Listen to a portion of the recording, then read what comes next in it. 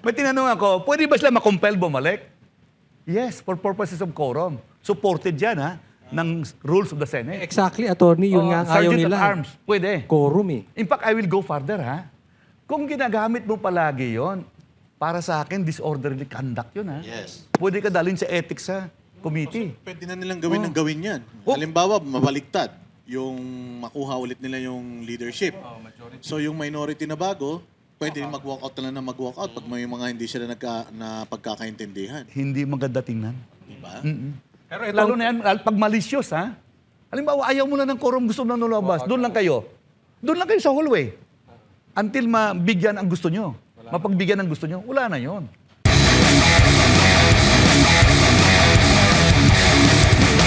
Pero attorney, parang nabanggit ata yung pangalan mo dito sa pinag-uusapan na CONAS eh. Parang Okay. nabanggit Sige po, ni Lito Banayo, Aha. yung pangalan ninyo. Parang nandun ka ata doon sa meeting. Totoo po ba yun? Paano ba?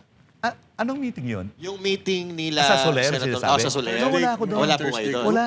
Oo. Ang member po ako ng Thursday group. At every Thursday, nagla-lunch kami. Minsan nag-abroad kami para mag-lunch lang. Pero hindi na nangyari ngayon. No? Hindi na nangyari kasi tumanda na karamihan eh. May mga namatay na ng members eh. Halimbawa, si Butch Aquino, wala na. Si Jake Makasait, wala na rin. So itong Thursday group na binabanggit ni Ping Lacson, kasama ka pa doon? or- Kasama ako doon. Kasama pa rin. Tomorrow pupunta nga ako, kakain ako. si- Nandito ako sa Maynila eh. Pwede po bang makisama kami? Makilunch din Pwede kami ko doon. sabihin doon sa Paano nabuo yan? Paano po nabuo yung Thursday Dito po, group? no, ang Dati in-invite sa na... That's Entertainment lang namin alam yan. May Monday group. Oo, kasi panahon ni, ni Coach Oli. Ano yung That's Monday Entertainment? group. In-invite Kasi mo ako, ako. inabot ko na yung, yung ang TV na eh. Si Coach Oli umabot sa That's oh, Entertainment. grade 1 ako nun. Tabing ilog ako. May Inabutan ko Monday, tabing ilog Saturday, eh. di ba? So yung Thursday group, paano na nabuo yung Thursday group? In-invite lang ako na pumunta. So, kasama, alam mo sinong isang kasama dito na kilala nyo? Yes. Didagin Dilanggalin. Patay na eh. Si Tito Soto. Member Ay, ba siya doon? Hindi siya. Ako patay na. Parang hindi ko siya nakikita doon eh. Hanggang Sabado yun. Baka ibang club yun. Ibang club. Pero ito nga Thursday group, paano po ito nabuo? In-invite lang ako, mga 2,000. Tagal na. So nakakain lang ko doon. Tapos maganda ang naman. mga ano nito, ano ba yan? Parang fraternity ba yan? Hindi Brotherhood naman, ba hindi yan? naman. Hindi ba ito golf club? Hindi. Ako, by the way, Sigmaro ako ha. Ah, Si Manny Zamora, Sigmaro din. Ilang palo yun sa Thursday. Sumama ako sa Sigmaro nung sa UP ako. Itong mga nakaraang mga Thursdays. Hindi ako naka-attend kasi busy ako sa Iloilo. Kailan po nung huli kayong umattend doon? Matagal na, mga 2 buwan siguro, 1 buwan. 2 buwan, last month. Sino mga nandoon? Hindi ko alam kung sino na doon nakaraan. Bukas pupunta ako, sumalaman ko. Ayun. Tawagan ka namin, Baka wala Tony. nang pumunta dyan. Ay, hindi, ayaw pupunta na masarap pagkain doon. Pero usually, anong nagaganap doon sa loob ng Thursday group? Nagchichismisa, nag-uusap ng gano'n, oh. Politics. Politics. Wala nga dyan doon. Hindi, pinag-uusapan nga daw nila yung golf. Ganun pa eh. Nagkakaraoke kayo doon. Wala. Kain lang, kain. So si Ping nakikita niyo po doon. Nakikita ko. Ano kadalasan ginagawa ni Senator Ping? Nag-uusap lang. Sa huli May na... kasama ho ba siyang boyfriend, lalaking wala. kaibigan? Wala. Negative. Matipuno. Wala. Ito, attorney. Alam niyo yung kilala ko si Ping matagal na. Lalaki talaga. O talaga. Hindi. No, negative. Denied. Wala. Hindi ganun. Ito, attorney. Attorney, ano po yung masasabi nyo doon sa, sa paglalabas ni Lito Banayo ng information about dito sa CONAS na kinuwento daw sa kanya ni Ping Lacson. Sa tingin nyo ba? Actually, nalilito na nga tayo dyan Oh. sa CONAS. Ano po ba yung CONAS? Paki-explain nga po in layman's term kasi Sige. sabi nga po ni Marcoleta, mahirap pag wala kang background eh. Sa legal batas background. eh. So, Sige, ito yun, no? CONAS, Constituent Assembly. So, nasa general rule rin ang tawag natin, CHACHA. Charter Change. Sa Charter Change, 3 yan. Diba? CONAS, CONCON, or PI. Yung PI, People's Initiative. Hindi yun, hindi yung blank ina, hindi yung gano'n, ha? Pero wala na yun. Sinabi ng Korte Suprema, mahinang batas natin. Wala na yun. Sa ilalim ng Santiago versus Comelec. Yes. Yung wala na yun. Okay. Kaso. Kaso yan na decided 1997. So natira na lang CONAS. CONCON, wala na rin panahon. Too late the hero. Wala na. Con-as na lang. Pero ang con-as, kailangan mo ng 3/4 vote of both houses. Oh, Voting 3/4. separately o Yun bang jointly? question? Kasi ang Constitution, hindi sinabi kung voting separately or voting together. Siyempre, ito ang senador, palaging hindi sasama sa lower house. Dami nila Ang eh. tingin kasi nila, mas mataas sila. So, voting separately yan, mag-i-insist sila dyan. Panahon pa ni JDB, sinasabi yun na, sumama na kayo sa amin. Sa Hindi, personal senador- opinion mo, separately? Separately. Kasi ibang senado eh. Pero sa tingin nyo, kung halimbawa, yung majority, yung team ni Tito Soto, sa tingin nyo po ba papayag sila na mag-vote ng parang magkasama? Jointly? O jointly? Hindi. Oo. Ang mga senadores ay hindi papayag na kasama mo yung congressman. Mataas ka na eh. Kahit majority may gusto, tapos yung minority ayaw, hindi pa rin matutuloy. Hindi pa rin. Alam mo, buntik na yan nangyari ha. Panahon ni Pimentel Nograles, Constituent Assembly. Yung Senate Resolution number 10 ay meron pong 16 nga senadores ang pumirma. Muntik na nangyari. Pero hindi rin natuloy. Failure pa rin. Muntik na kasi 16 na senadores ang nag-back up ng Senate Resolution number 10. Pareho siya ng sa House na tumawag sila na magpalit. Yun ang economic provisions ang ilan pakay. Economic lang. Oo.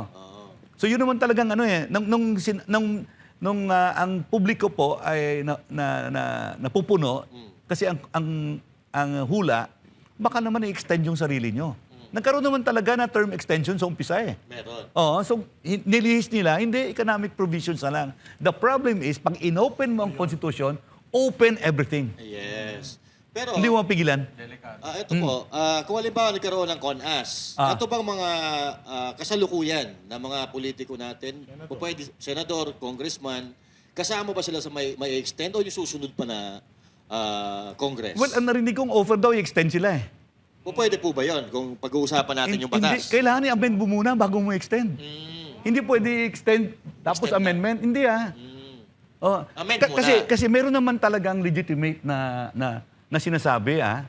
Halimbawa, ang senador, at large eh. Hindi mo makita ang senador eh. Di ba? In fact, sa Senado, ganito nangyari. Tanungin ka, saan ang project mo? Ang project ko sa Mindanao. Pagdating sa Mindanao, tanungin, saan ang project mo? Sa Visayas. Pagdating sa Visayas, saan ang project mo? Sa Luzon. Congressman, pang tumayo sa distrito, akin yan, akin yan, akin yan. Kaya alam mo kagad na ang flood control sa kanya. Kasi doon sa distrito niya. Distrito niya. Di ba? Sa Senado, iba. Kalat. Di ba? Kalat eh. So, in fact ako, supportive ako sa idea na dapat ang senador elected by regions. Para may loyalty. Yes. Walang loyalty. Akala ko kaya hindi nyo makita yung senador, nag-walk out. Pabor kayo doon sa attorney? Sa walkout? Hindi. Yung walkout. Nag-walkout. Yung mga nag-walkout, sana nga wag na mag-walk in eh. Okay rin naman. Hindi, ganito ha. May tinanong ako, pwede ba sila makompel bumalik? Yes, for purposes of quorum. Supported yan ha, ng rules of the Senate. Exactly, attorney, yun nga ang ayaw Sergeant nila. at arms, pwede. Quorum eh. In fact, I will go further ha. Kung ginagamit mo palagi yon, para sa akin, disorderly conduct yun ha. Yes. Pwede ka dalhin sa ethics sa committee. Pwede na nilang gawin ng gawin yan. Oh. Halimbawa, mabaliktad. Yung makuha ulit nila yung leadership. So yung minority na bago, pwede mag-walkout na lang na mag-walkout pag may mga hindi sila na pagkakaintindihan. Hindi maganda tingnan. Diba? Pero Lalo na yan, pag malicious ha. Halimbawa, ayaw mo na ng quorum, gusto mo na nulabas. Doon lang kayo. Doon lang kayo sa hallway. Until mabigyan ang gusto nyo. Mapagbigyan ang gusto nyo, wala na yon.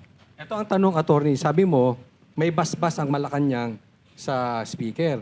Pero sa Senate, meron din ba? Kasi parang lumalabas ngayon, ang basbas nasa minority. Alam mo, ang napupuna mo, yun din ang napupuna ko eh. Na ang minority, pro-BBM. Kasi wala pang kandidato eh, kung sino eh. Pero yung majority, pro-Sara. Hindi ko rin maiwasan na ganun ang isipin eh. Di ba? Well, ang sinasabi nila, wala daw din changes ang leadership ng Senate nang walang kumpas ng Malacanang.